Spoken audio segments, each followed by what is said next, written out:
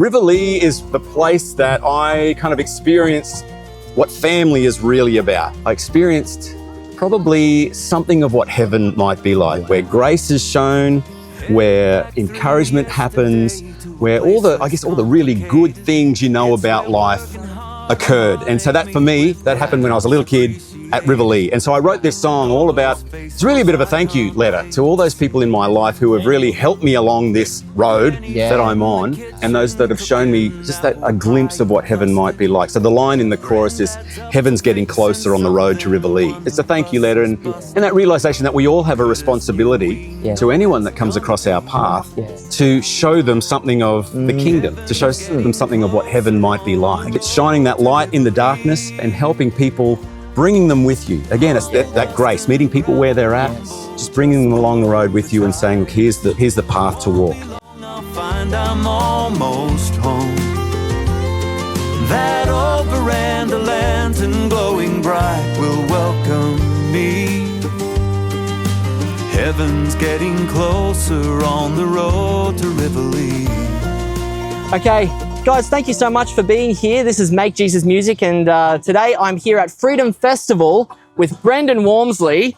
Brendon, what do you think of Freedom Festival? Oh, this is my first time here, Matty, and look, I'm really impressed. That stage is pretty awesome. The sound is great. The crowd is starting to build, and look, I'm just really looking forward to what's in store for the rest of the weekend. Yeah. And so, are you just playing today or tomorrow as well? No, just today. I've got other commitments tomorrow, but I'm just looking forward to getting on stage. I'm bringing my brother in as well, so we're going to do a few tunes here this afternoon. So it's going to be a bit of fun bringing some country gospel music into the Freedom Festival here this weekend. Yes. I personally, just to be transparent with you, I don't listen to country music all the time. And when I was speaking to somebody earlier, they made a really important point of, when you come to a music festival, you're looking for all sorts of different flavors and expression of who Jesus is. Right. And in your walk, Brendon, and doing country music and making Jesus music, why are you making Jesus country music? Yeah, good question. I think I grew up listening to country music. Both my parents were into country music as well as gospel music. And so I kind of went down the country music path for quite a number of years. So writing songs very much about Australia, about about the country, about the people, the places. So that's kind of where I felt at home. But I was also, as I said, fairly heavily influenced by gospel music. Like, I grew up in the church, and so I was just kind of thinking, how do I combine both of those genres of music, I suppose? And so then I recorded my last album back 21 years ago. And so in that time, I got married, I had kids, and then I've just recently come back and recorded my latest album, which is that combination of both gospel and country music. It's very heavily country in style, in musical style. So it's got the fiddles and the pedal steel and banjos and all that sort of thing. But the lyrical content of the songs, really, I really wanted to weave that gospel thread through every song, just so that it's not like a get out there and preach kind of album. It's not a worship album. It's just telling stories, because the intention for me is to connect with people who might just kind of be skirting around the edges of getting to know Jesus. They've heard some little bits and pieces, but perhaps they just kind of leaning in a little bit more. And so these songs provide an opportunity for, hopefully, to tell stories that people can identify with, but within that story, here's this gospel thread of hope. And because we all need hope, right? So it's really just about, through this story, we can always choose different paths of where life takes us, and through the telling of my story and what I believe, it always steers towards this hope that we have in Jesus. And so that's what I was hoping to achieve with this album, and that's what we've done. And now it's just great to be out here at things like at the Freedom Festival and share these songs with everyone who comes along. So good. Could you walk us through the journey of producing your recent album? What's it called? And I mean, you said it's got sort of gospel threads through it, along with country. How did you come up with it? What's the overall arching theme? Well, the album is called Road to Riverleigh. And I guess the overarching theme for the whole album is one of hope. As I mentioned, in life, we are faced with constant decisions. We have constant different tracks that we can take. And so this album is really, through every song, it's just an encouragement to recognize that life isn't always easy. You know, there are difficulties that happen, and we have a choice in how we deal with those difficulties. So it's not ignoring them. It's not saying life is always rainbows and butterflies and sunshine. There are difficult times we go through. We have to make a choice, and there is hope. Yes. And so these songs, you know, hopefully steer people in that direction. So it's I guess I really wanted to write songs that connect with people where they're at, because that's how Jesus connected with people. You know, that's what grace is all about. Doesn't matter where people are at, what they've done, what they've gone through. It's meeting people where they're at with these stories and showing them there is another step that you can take, you know, that step towards hope. So that's really the overarching theme of the whole album. Very good, very good. When you talked about like that struggle and making decisions, have you experienced that recently in your life? If you wouldn't mind sharing, like, you know, relating to these songs and writing, sometimes songs can be quite personal and relatable because we're all human beings. You know, falling short, making decisions and just grabbing onto Jesus, hopefully. So have you had a recent walk in life where that's been a bit of a, what decision do I make, as you're expressing through this album? Yeah, look, I think this is the big difference between this current album, the Road to Riverleigh album, and my earlier albums, which I mentioned was like 20 odd years ago, a couple of decades ago. And so like back then I was probably, you know, early 20s, really hadn't lived that much life at all. But, you know, getting married, having kids, 20 years of life experience, you know, that you're going to go through a lot of different things, whether that's relational or whether that's through death or whether it's through, you know, a whole bunch of struggles that can happen in life. And so the collection of songs on this album kind of reach into all those different areas, I suppose. There's nothing overly specific that I'm writing. It's more about just that general idea that that difficult, hard times come and we've got to deal with it. And so, and music is just such a beautiful tool that we can use to connect with people, you know. It kind of brings down the wall, I think, rather than sort of just talking at someone. When you've got a bit of a tune around a bit of a story, I think people kind of lean in a little bit more and are more open to what you might be saying. And so it's a perfect vehicle to be able to express what I believe and let people know that there is hope, you know, because I've gone through struggles. I've chosen that path towards hope, no matter how difficult that might seem or how unusual or strange that might be. Choosing the hope that we have in Jesus is always the best path to choose. And so that's the encouragement from the songs on this album. When you mentioned struggles, what kind of struggles? So I think when life doesn't go the way that you hoped it would, so whether that's, you know, relational or financially or you know, with your career or your work, that sort of thing, there are always these difficulties that you can come up against.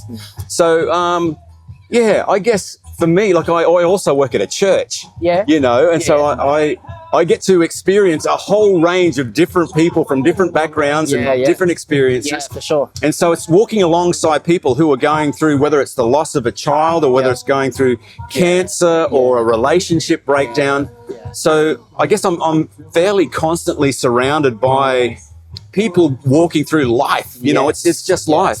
And so to be able to draw on some of those experiences and to be able to write in a way that can connect with people, I think that's the aim of how I'm writing and why I'm writing. So I guess, you know, again, it's nothing totally specific, but it's a conglomeration of all these different experiences that work their way into the songs in some format. 100%. No, that makes a lot of sense when you're saying that, you know, being in a church setting and helping church, and then you obviously seeing and experiencing life with a lot of different people, and even in a shepherding, you know, mannerism where you know you're looking after people. Me coming from a chaplaincy as well, I know what you mean when, you know, you see people and you know people's stories, and then when you're writing, like, things just come up, right? And things come to mind. Is when you're writing, does prayer come to mind? Do people come to mind specifically for you? I mean, honoring the people that, you know, you wouldn't say out loud who you're writing this music based on, to respect someone's dignity, because I think dignity is so important, as you would agree. But yeah, what's your process with writing for people and seeing how someone else's story might be able to help somebody else? Yeah, I think again, you know, being a part of a church community is just that realization that we are all human and we all face different trials and different celebrations as well. And so there's nothing like overly surprising. Like it can be shocking, I guess, when something, you know, bad or good happens. Yeah. But I think it's that realization that this is life. This is what we're writing about. Yeah. So yeah, I guess when I'm writing, I do need to be careful about, you know, not it's specifically like, you wrote that song about me. Yeah, that's right. So I try to be a little bit vague in a way, but still drawing on some of those common themes that we all experience in life. And so, so that, I guess that's my approach. Yes. I guess another one of my approaches is that lens through what I'm looking, the lens that I'm looking through when I'm writing a song. Is one of like who I'm writing that for, who the song is for. And so my target or the person that I'm aiming at again is that person who is just kind of skirting around the edges of Christianity and wanting to know Jesus a little bit more, but perhaps might be a little bit wary of stepping inside a church or, you know, even coming along to a gospel music festival, you know, but it's just, I think having that lens to look through really helps refine and focus what I'm writing about and the words that I choose to use in the song, so that it doesn't come across preachy. It's kind of like, this is real life. This is what we're all living. But here we go. This is my experience. Because, you know, you can't argue with someone's experience, you know. So it's just like, well, this is me. This is what I believe. This is how I've chosen this path, and so off we go. So so that's, I guess that's a nutshell, an overall sort of view of how I approach the songwriting side of things. Fantastic. Cool. And so once the song's written, on paper or on phone, you're a paper man. You're old ink pen. No, I used to be, and I think I used to think there's something quite romantic about the whole pencil and paper and all that sort of stuff. But it's so much easier to edit when you're just doing it on a computer. You say, I like that, but I'm going to shift that down to here and I'll put that line down there for later and shift things around rather than just scribbling things out and starting again and trying to look back later and go, what was I thinking there? Where does that belong? So, I'm a computer, iPad, iPhone. You know. Utilize the technology. Use what's available. Really, that's all it's about. And so once you've got something that you're pretty happy with, it's hope it doesn't get too windy and this blows away. We've got this tent strapped down, but it's getting the wind. The Holy Spirit comes and goes as it pleases. So we're putting up with the wind here. And if you haven't been to Australia, just know it's been a really hot day. And so, God, we're grateful right now for the wind. It's nice. But hopefully these little things will work. So the roads to Riverleigh. Where is Riverleigh? What is Riverleigh? I mean, like, I'm a bit of a youngin'. Maybe I haven't been around Australia. Around the tracks as much as you have. I wouldn't be surprised if most people don't know where Riverleigh is. It's a very small country community just outside Mundabra, if you know where that is, which is near Gayndah, which is it's probably a couple of hours inland from here. So it's in the Burnett region of Queensland in Australia. And so that's where my mum grew up. She grew up on a dairy farm there, and so I spent quite a number of Christmases there as a young kid. So my grandparents' farm, and so Riverleigh is the place that I kind of experienced what family is really about. And it's that place where I experienced probably something of what heaven might be like, where grace is shown, where encouragement happens, where all the really good things you know about life occurred. And so that, for me, that happened when I was a little kid at Riverleigh. And so I wrote this song all about, it's really a bit of a thank you letter to all those people in my life who have really helped me along this road that I'm on. And those that have shown me just a glimpse of what heaven might be like. So the line in the chorus is, heaven's getting closer on the road to Riverleigh. And so that's the idea behind the song. So it's a thank you letter, and that realization that we all have a responsibility to anyone that comes across our path to show them something of the kingdom, to show them something of what heaven might be like. You know, it's shining that light in the darkness and just and helping people bringing them with you. Again, it's that grace, meeting people where they're at, just bringing them along the road with you and saying, look, here's the path to walk. You know, so that's the idea behind the song, and really the idea behind the whole album. You know, just you saying that makes me feel so like not just warm and fuzzy inside in a funny way, but just kind of like really just connected with your story and your album and what the album in the heart of it really means. Because for you, growing up in that space and experiencing Christ in that space, just I'm just, that intrigues me so much, and it brings so much context to your album sharing that. So thanks for sharing that. That was really special. Thinking of like Riverleigh and just the building blocks for you as a young bloke and growing up, and that, what was probably the defining moment, if there is any, of like, yeah, God, like you're real and I do want to just do this music thing. Like you said, you've made music 20 years ago. Yeah. Can you tell us, you know, for all us young blokes out there who love country music and any other making Jesus music, we just want to do it, right? Yeah. We just want to learn how to do it better. What's been your journey in being able to feel like, I am actually going to step out in faith and do this, or Jesus, I know you're real, so I got to do something about it. Yeah.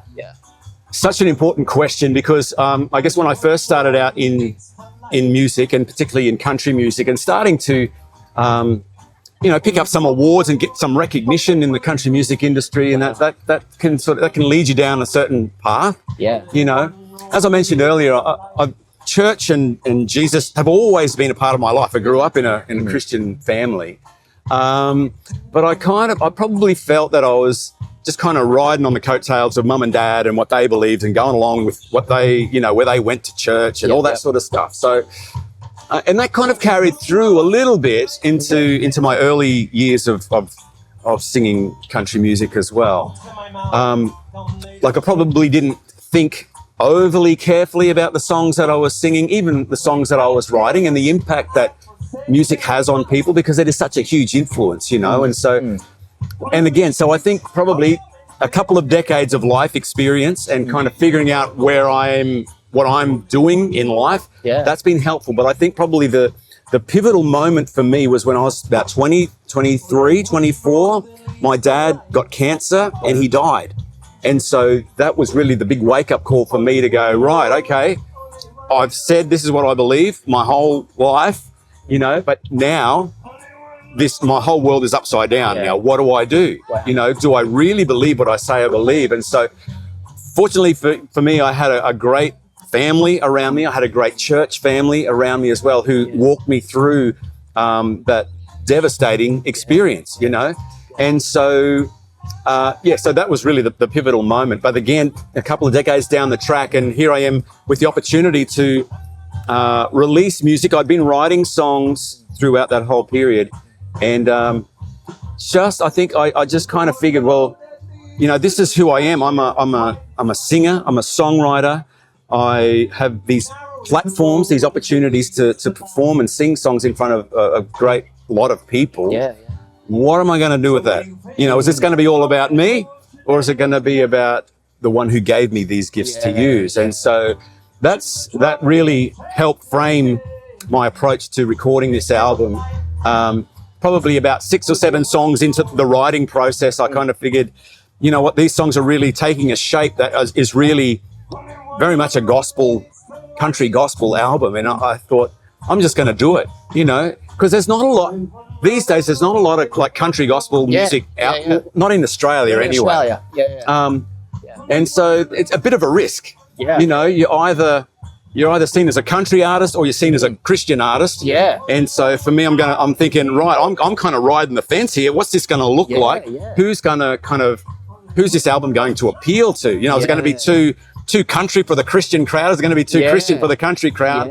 All that sort of thing. So all those questions running through my mind, but I just kind of felt, look, this is something that I've got to do. And so that's what we did. So we did it, and here we are.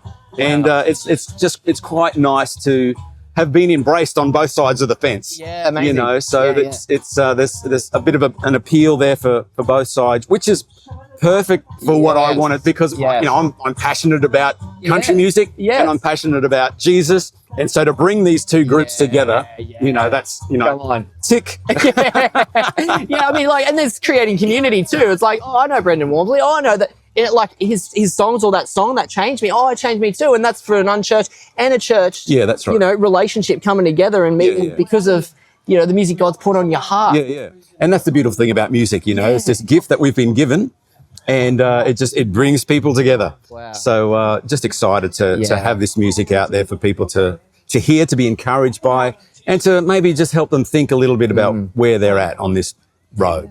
Yeah. What road they're taking. Yeah. Is it a road to Riverleigh? That's it. Very good. Do you have any advice for a younger artist? Might be watching this. You mentioned there's different roads you could have taken when you were in your early 20s and doing a lot of stuff maybe at Tamworth, you know, and other country music festivals. What do you feel like the dangers are today, and how would you best describe the way that you've stewarded your gift as an artist? Look, I think probably the dangers are fairly similar today to what they were back when I was doing it, and probably throughout history. You know, there's this like a deep desire within us to put ourselves in the spotlight, to be the center of attention. You know, and particularly in the music industry, in the entertainment industry, that pull is pretty strong. So because, you know, the rest of the industry is saying, this is what you need to do. You want to get ahead. This is where you need to be. This is who you need to talk to. This is what you need to push. And mostly that's yourself. You got to, you know, push yourself out there. Because you want to be famous, you know, and get your music. So on one side, that can be a positive thing, because we're talking about influencing people for good. But it's so easy to start believing your own press releases, and you know, just it's very much can be a very self-centered kind of approach to life. And it's not just entertainment music. I mean, I think that's just us as humans. We're always drawn towards ourselves and what's going to benefit me. And so I think for anyone sort of coming into the music industry, being aware of that this is kind of the game that is how it's played. But I think if you can get people around you that are perhaps a little older, a little wiser, they can kind of just keep you on the straight and narrow. Just be aware of some of those pitfalls of, you know, someone that can say, hey, mate, look, pull your head in. Is there anyone that you could name that's sort of done that for you, I suppose? You know, a bit of a shout out? Oh, look, I look at artists like Steve Grace and Colin Buchanan, who I recorded a song on with this new album. And cool. I just see how they've navigated their music careers. And I see their humility, but they're just such great entertainers as well. And the way that they can combine those two things and just off the stage, when I'm just talking to them, you know, backstage or, you know, they're just genuine guys that are very interested in what I'm doing, and just to have their support and to have their encouragement to keep me moving forward has just been so helpful. So if I can be doing that to, you know, the next generation that's coming through, you know, that's what a great privilege that is. So, and I think that's, you know, a great thing about a festival like this, where we can all just encourage one another on this road that we're on. So good. So for those of you listening who love the idea of making Jesus music, find a mentor that will say, pull your head in. And anything else on that point? Oh, look, again, it's just we're so prone to self. You know, so I think it's just having people that can continually refocus your perspective. To say, look, the world is much bigger than your album and who you are. There's lots more going on. And so what part are you playing in that greater sphere? That's good for, like, you know, I've known so many stories of artists pulling their hair out. It's like, oh, it's not released. It's release day. It's not, you know, and it's like a panic almost, panic attacks and stuff on stage and everything, you know. Actually, it's a good question. How have you sort of, you know, gone through that sort of, you know, performance thing, but also through humility, you know, because I think that for sometimes, particularly from Christian circles as well, saying, you're just putting on a show, Brendon, you know, it's all about, you know, you're up on stage, the lights are on you, you know. What would you say to somebody who's like, what are you doing, Brendon, you know? Look, I wouldn't say that I've gone through it. I would say I'm going through it. This is a constant wrestle for me. It probably is for anyone who has that opportunity to be on a stage, because there's always that pull towards, maybe this is about me, you know? Everyone's clapping and cheering and going off, you know, but it's you got to just whether it's somebody else telling you or you just telling yourself, just getting yourself in that mindset of thinking, this isn't about me. You know, I need to keep that in perspective to really just remember what it is I'm doing and why I'm doing it. So that's it's that constant realignment of what I'm doing and why I'm doing it. So it's not something that I've mastered. It's just something that I'd say it's a constant wrestle that we all go through. What you said really intrigued me, because I've actually been talking through this with a few other artists as well about this sort of platform idea, being put on a platform. And when I think of people in the world who have important roles, politicians, leaders, even teachers, when you're growing up, you look up to your teacher, you look up to mum and dad, hopefully, good upbringing, we all have a sense of a role to play. And in a sense, that's kind of almost like an emotional or mental platform that we have been placed in or blessed with. And I think that delivers a huge sense of responsibility in a way that, as you described, getting a good mentor as well. Because once you have a following, Jesus said, come follow me. And people will flock towards the Jesus inside of us when we make Jesus music. So there's been this intrinsic thought going around in my head through conversations about, you've got a great platform to be able to use responsibly. And, being on any platform, the argument against people saying, oh, look at you, it's all about you, so the lights are on you. It's like, well, good, because I can then show people, or I can show what God has done in me and use the platform responsibly. What's your take on that? Absolutely. Would you agree, or would you add to that? Or I think it is, we can never take for granted any sort of influence that we have, whether it's on a stage or whether it's in a family or at work or wherever it might be, in your footy team or whatever it might be. We're all called to represent Jesus well, and to be mindful of our actions, of our words, the way we treat others. And so I think no matter where we're at, we are called to be responsible with what we've been given. I guess it's because, being up on a stage, that's obviously the audience, I suppose, is a bigger audience. And so, like, you're entertaining too, right? Like, it's that sort of spirit of delivering something that bringing joy and happiness in that space as well, right? Like, so it's a little bit like the Spider-Man principle, Oh yeah. You're a Spider-Man fan, a bit of a Marvel fan. Well, with great power comes great responsibility, But Jesus said the same. Obviously, Jesus, one of them. So, Preacher Uncle Ben. To whom much is given, much will be required.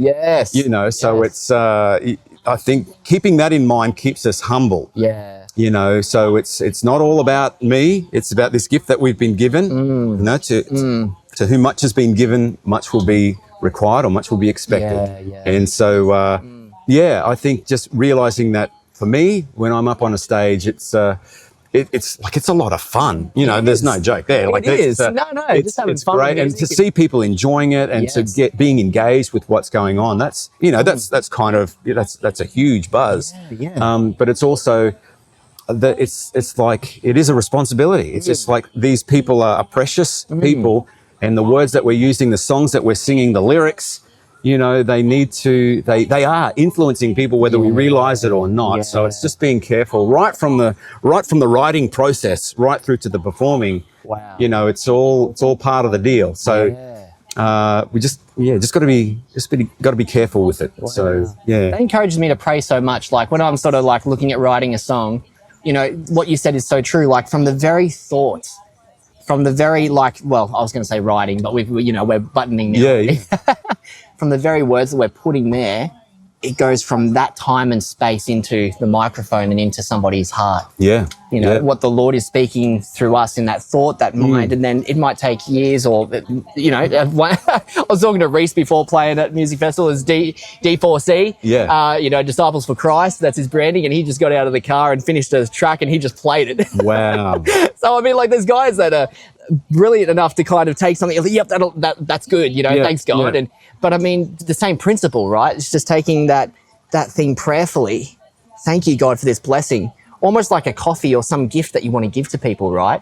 And you have that buzz because you're making people feel warm. And you're making people feel like drawn to the light That's of it. who Jesus is. Yeah. And that's exciting, you know, for me. And I think particularly through the writing of this last album, like you come up with an idea and you think, oh, that's a really great idea. Yeah. But what's even greater is how can I take that idea and shine it towards Jesus so that people get an idea of what God might be like through this seemingly ordinary kind of concept or thought. But yeah, again, it's just that the lens that you're looking through, how is it going to influence people towards what Jesus might be wanting for them in their life? So good. Yeah.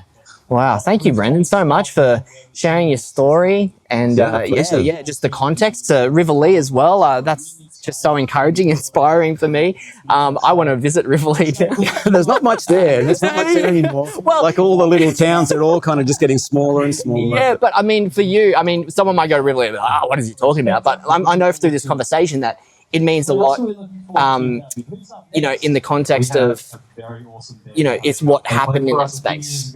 And for anyone watching and not getting distracted by the tent that's blowing, you know, what an encouragement it is to place ourselves around the right people. As you said, I think it's sort of all of our conversation is sort of, I feel like, very cohesive in that, you know, we're finding mentors, we're finding a good community, a good tribe that's around us that we can be a part of and drawing near to Christ, and then also being drawn ourselves through conversations and just doing life with people, doing real life. You know, that's essentially the essence of Riverleigh, almost like an Eden That's right. concept. Yeah. Which is absolutely fantastic. Is there anything that you feel like with production? Because you've written the song. Who helps you out with the production, like the mixing and all of that sort of stuff? Can you explain, once the lyrics are done, what's the next process before release? Yeah, well, I think choosing the right producer is always that's a pretty important step. And so I engaged a bloke by the name of Rod McCormack, who is he's the gun of country music producers of Australia. And so brilliant instrumentalist, writes some great songs too. And I actually recorded my last album, the Bottle Tree Lane album, with Rod, and I rang him up 20 years later to say, hey mate, I've got some new songs. Was he gobsmacked? Like what? Brendon who? No, he's just a great guy. He's like, oh, great to hear from you. Yeah, let's do something. So that was really exciting. And he has a studio down on the central coast of New South Wales, and it's where a lot of the big names in country music go to record their music, and so this guy, he knows what he's doing, and that's really what I needed, someone that could take my ideas, be able to interpret what I was trying to say, and then turn that into music. So good. And so he's just done a fantastic job with it. So awesome. Yeah, no, thanks for sharing that. So yeah, it's important for artists to find a good producer if they don't have the production skills themselves, to be able to kind of work together with somebody. And it is about that relationship building. You said you know, no, it is. And it's having someone who understands where you're coming from, rather than wanting to say, no, this is how we're going to do it. It's very much a collaborative kind of approach to the recording side of things. So again, it's just there's something very special about someone who can kind of get inside your head and understand where you're coming from when you're writing the songs, to be able to transform that into a fully fledged recorded song. So amazing. Yeah, very special. Yeah. So Brendon, any final thoughts? Anything that you would want to leave our audience with? You know, as far as people wanting to get to know either yourself or other artists doing life in church and music and the rest of it. You know, exploring the territory of who Jesus is. Yeah, look, I think again, music is just such a beautiful gift that we've been giving, and anyone who's got any musical kind of abilities, you know, whether you're a singer or a songwriter or a musician, composer, you know, I think it's how do we steward that gift wisely? You know, be aware of the platforms that you've been given, make use of all the opportunities that you're given, because ultimately our goal is to make Jesus known. You know, so, and that might not necessarily be through a song. It might just be the way that we talk to someone, you know.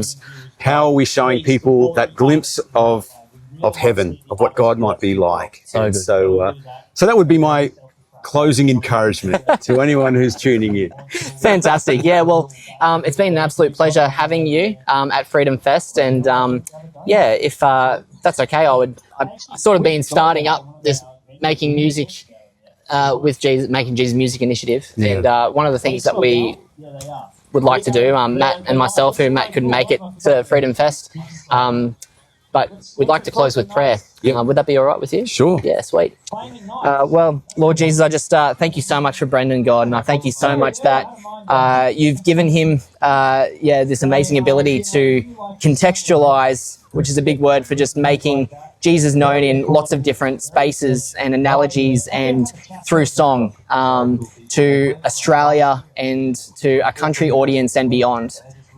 Jesus, I thank you so much for Brendon's heart and for the way that you've brought him up in his 20s and the way that you've safeguarded his heart for guys like Steve Grace and Colin and, his dad as well, and his mum and his family, his tribe, God, that has been around him and surrounding him in his journey and being able to, really add value to what you want to say through Brendon. And so, God, thank you that it's really a testimony of how good family and a tribe and a community can be when we stick together and when we want to focus more on, giving you the glory for everything that we do in worship, whether that's, worship in church or worship at music festivals or worship just off stage, God. It's just all part and parcel. So God, I just thank you so much for Brendon. Bless him beyond Freedom Fest and give him more opportunities to share your word. Just be a blessing to others in Jesus' name. Amen. Amen. On the road nice one, mate. No worries. Thank you, Brendon. Yeah, appreciate that. Humble dust and gravel rumble just below the tides. Won't be long, I'll find I'm almost home. That old veranda lantern glowing bright will welcome me. Heaven's getting closer all